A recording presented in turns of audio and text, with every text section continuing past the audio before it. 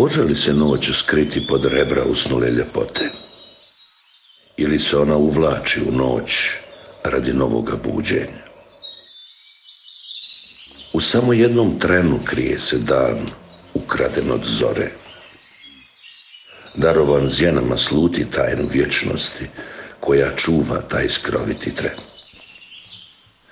Može li buđenje spasiti čaroliju tajne?